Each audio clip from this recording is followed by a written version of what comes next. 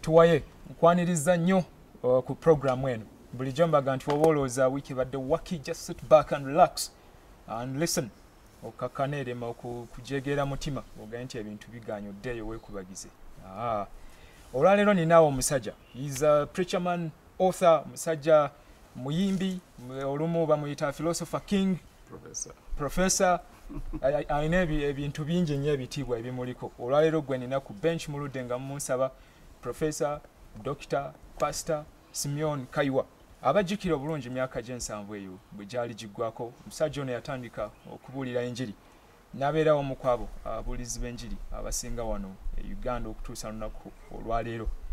Yamanyibwa nnyo olw'ebigambibwa oba yebyajja okutubuulira nti yakola ebyamagero ebingi omuli n'okuzuukiza abafu. Nsanyusa okulaba. Kwanjodde bulungi. Nnyo. Wabye njogedde njibisize. Oluganda olw'eggomba lwenyini. Kozi wava Gomba naawe. Wava kitundu kikanoni. Kanoni awo. Nsanyusa okusanga. Webale kukkiriza Kasaka. Ye wasomera n'omugenzi Filutaya.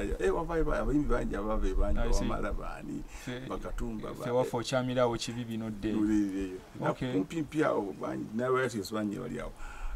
Kibi byawo nawo ogamba. Emirimu gy'okubulira enjiri gigenda kityo osomesa ne mu university oyina ne university. Badde sikyogedde. Kayiwa International University. Okay. Oli Kayiwa International University eweeru somesa mu university 3. Somesa mu Latin University of Theology. Ne official professor there. Okay. Ne mu Tennessee waliwo university ndala. Ogenda yoddi. Bwe mbanga si busy nnyo kati emisita kino ndi very busy ngezaako ku-establish university. Eyiyo. Kayiwa International mu Uganda n'eri gyeri. Eri Kayiwa International University mu America gyeri registered mu America. Ne mu Uganda tunakufini kumaliza process ya registration. Twalaba ab'ebyenjigiriza baali balanga universities, tertiary institutions n'ebiringa ebyo. Netwaba university nyingi eziri private ziringa 28 e Uganda. Salaba Kayiwa International. What happened? Neno mweri ejja kubeera mu very soon kugamba waliwo process university mweyita. Okutuuka okubeera gazetted mawulire. Tena kutuuka ku stage eyo. Kati tulina kibayita interim authority. Yes. Ekyo kitegeeza nti no bakurecognize netwoli. Kakati baba nti ebintu yokoze bisaanira university oba tertiary institution. Kati wekiddako ne kwa certificate yetu gina interim letter of interim authority. Kati awo mukisere ekyo oba tolina kyokola to admitting students tolina kyokola okujjako okutereeza n'okutegekera abaana bagenda okusomeramu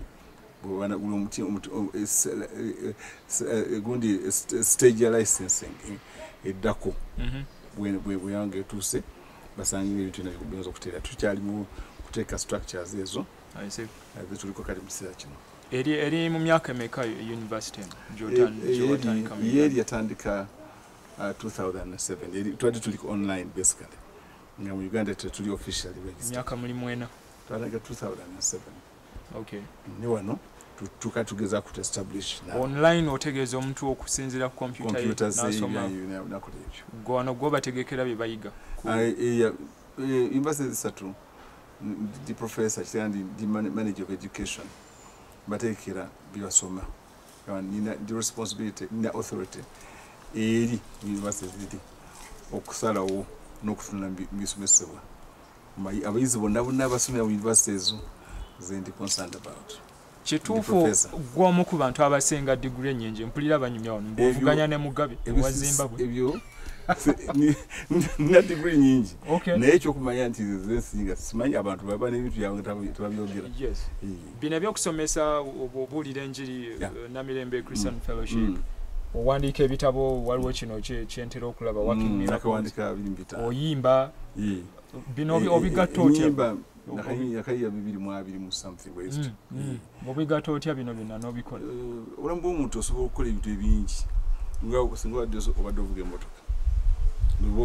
Osobola kubanga olinnya ku bike eno oli kukugiya otunulira olaba ebiri ku video oyogera n'gwotambula naye osobola kusanga obadde osobola okuorganizinga obulamu bw'omu ngeri entuufu osobola okukola ebintu bingi nnyo byolowooza nti tosobola kubikola kasinga oba weetadde mu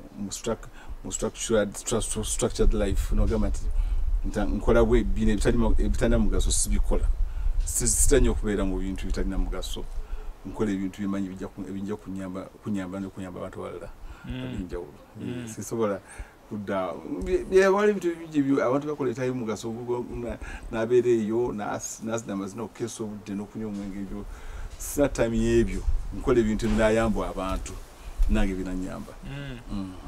I see. Okola nnyo okunoonyereza ku byamagero kati tuzze ku kimu ku ebyo by'osengamu obumanyi ndowooza. Kamala kunyonyola ekintu ekyo nno nina PhD mu ekyobuyigirize Working Miracles kakati theology PhD degree eyokusatu PhD kugamba nakola research nensoma nekola ne courses zonna ezeetaagisa kakati nenfuna ne bajja wano I had to defend nina okudefendinga degree eyo nemwameka nagidefendinga kumala essaawa 8 mulamba nga they were grilling me onyonyola byosomye onyonyola byensomye nyonyo nkakasengeza kukakasa abantu nti waliyo Katonda waliyo amaanyi gali supernatural ninga abantu abambuuza bo tebabitegeera but doctors abakambwe nnyo at the end of defending my thesis nebafuna degree PhD eyo ya theology omuli ngari basic ku supernatural abasiba abantu bangi supernatural amaanyi agobwa Katonda amaanyi agachi amaanyi gonna kugamba aga supernatural ogabikula nti nago gye gali omuntu amekulowooza nti buli kimu kiri scientifically gauged oba nti kino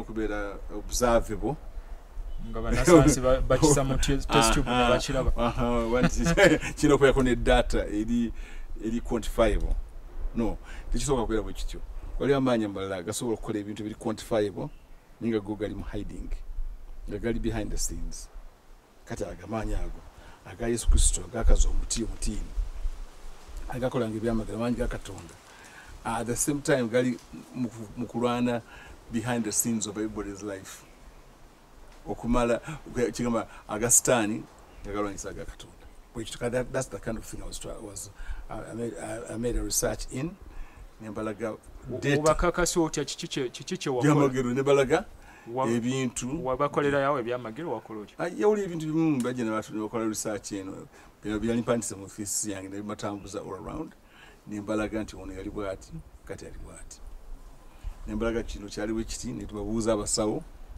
abali mu tweeting abamanya nti Dr. Kamoga yali mulwadde wa siriimu tasobola kunyinza omungeri ya bulijjo kati mamuke bimudinga 15 n'omulwadde wa siriimu kakati naawonyezebwa nga amaze okusabirwa kati wakamuka bimudinga 20 Dr. Mulamba medical doctor kirungi ekyo Dr. Kamoga ali wano asomesa wano Mengo Hospital asomesa ate ali mu Bala University akola degree eyokubiri obusawo kati naye asomesa basawo asomesa basawo niye kati abasomesa nekimbasomesa nti waliwo amaanyi agali behind the scenes agasobola okunyinga amaanyi wabanyonyola bwe gajjawo virus buli gwonyonyola ebintu bino kizibu nnyo ebya Katonda bina logic za omuntu alina mental life mental life ogitegeera nti omuntu olina ebintu byoyiseemu nebyolabye nebyotestinze nebyowulidde nebyokulumye ebyo nene byoyiseemu ebyo bibaako ne ngeri gye bikuwamu endowooza yo logic yo reasons no reasoning nti ekintu kiriwe kiti according to what I've gone through kati eyo logic eyo y'abuntu waliwo abantu obusinga obungi bakola ku logic eyo ate mu logic eyo muba planningira muba dreamingira bakola ki ku bintu ebiri experienceable ku nsi bimaze okulaba nti babikutteko ng'abantu naye ate waliwo another type part of us inayinga mental life yaffe ekitundu kyaffe obeera nga osobola okukola behavior yo eyinza okuba changed in this case also behavior yo MP nesokubeera affected olw'engeri gyokola ki gyo ebintu byoyiseemu engeri yo karakita yo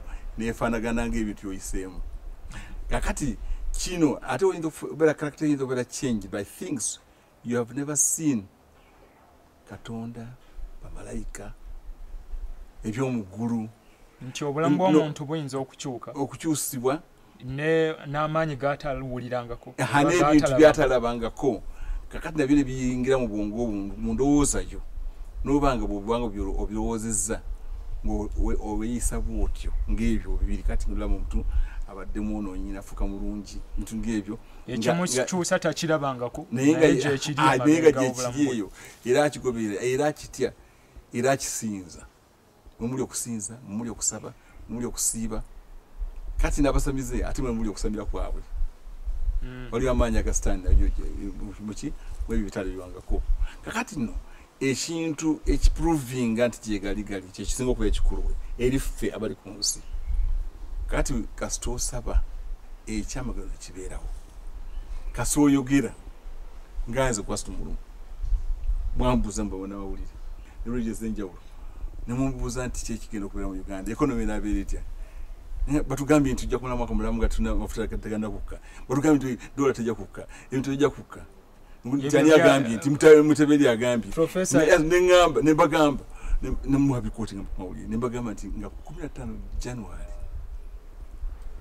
ebintu bijja kuba nga bisse n'amafuta na buli kimu litereko 3-5 ne mbagamba kati bwe kibeerawo nga kimaze okulangibwa mu lujjudde ne kibala kibeerawo kakati ekyo kikakasa nti waliwo ekintu kinadipendinzeeko ekitategeereka kubanga sadipendinga nnyo ku ndowooza zino ez'okubala mu economics. Professor kino kiringa ekyangu mpadde simple example. Yes, era ndowooza example simple kwotandikira kuba ekyo n'omuntu abalirira ebyenfuna mu Bank of Uganda naye ate si bwe yagamba abalirira ebyenfuna yagamba nti tujja kukola mwaka mulamba mwenywezi mwaka mulamba myaka ebiri naye yagamba naku 15 kati atonda abalirira nti onaku 15 ezo so amaanyi gano togalabangako bwe gafaanana togamanyi bwe gafaanana naye ogakkiriza kakati no omuntu bw'akubuuza nti gajjawo gatya akawuka ka HIV kakati ekyo nno tosobola kukitegeera kubanga engeri gyekikolebwamu engeri gye twatondebwa ku nsi wajjuuta ku nsi n'obeera omuntu tolina kutegeera how you came about kakati no gali amaanyi gali ag'enjawulo ago mulimu abagalina abajja ku nsi nga Yesu Kristo nafa n'azuukira ngakosa maanyi gali n'azuukiza abafu n'akwata ku bintu nebaka tugamba fig tree mitinga gy'olaba gino negikala ntunga ebifana bwe bityo kati amaanyi ago zigenda bakyaliwo abagayina ate kati lwaki oli wano olwaleero maze emyaka 13 n'okusoma nga kyendiko kwe kukola ebyamagero nga nkozesa amaanyi ga Yesu Kristo wanga Yesu Kristo yaŋŋamba mu 7 December nda kuzoza 2002 yaba golokoka okumya abantu bange gyendi bagambe nti zemaanya agasinga mu nsi yonna bagambe bavikumita babisamize bakumawo gyendi nange ndabeanga naawe okukola ebyamagero abantu kuba nategeera nti nze nkutumye eyo si Isaya nkaaga nti osoma Isaya nkaaga ekyo nekiŋŋamba ekyo Linda ko professor katukomya wotandikira otikyagenda maaso ne Tuwaye ndi ne Professor Simeon Kayiwa.